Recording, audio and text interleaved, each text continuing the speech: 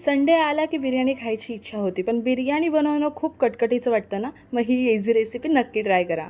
सर्वात आधी चिकन मस्त धुवून घ्यायचं आहे, वॉश करून घ्यायचं आहे. त्याच्यामध्ये आपण दही, थोडे मसाले जसे की तिखट, मीठ, हळद, चिकन मसाला, बिर्याणी मसाला, अद्रक लसूणची पेस्ट आणि कोथिंबीर, पुदिना हे सर्व आपण एकत्र करून मॅरिनेट करून घेऊयात. मॅरिनेट करून झाल्यानंतर ह्याला आराम करू द्या फ्रीजमध्ये.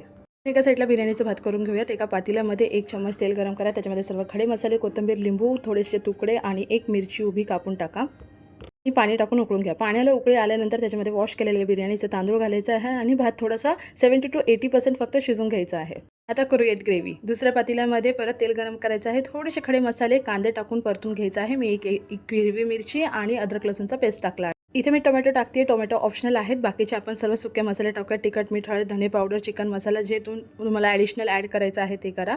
आता मॅरिनेट केलेलं चिकन याच्यामध्ये टाकून चांगलं मिक्स करायचं आहे.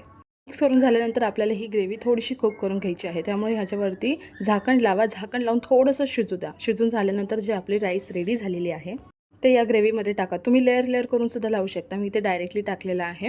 आणि याच्यामध्ये मी परतलेले कांदे, कोथिंबीर, आपण कलर टाकून जसं रेग्युलरली आपण डेकोर करतो तसं करून घ्यायचं आहे आणि चिकन दमला लावून सोडायचं आहे. चिकन दम झाल्यानंतर हे बघा बिर्याणी एकदम मस्त चविष्ट आणि गरमागरम करून खावा. आणि ही रेसिपी आवडली असेल तर मला फॉलो करा, सबस्क्राईब करा आणि प्लीज व्हिडिओला लाईक करा. Bye bye.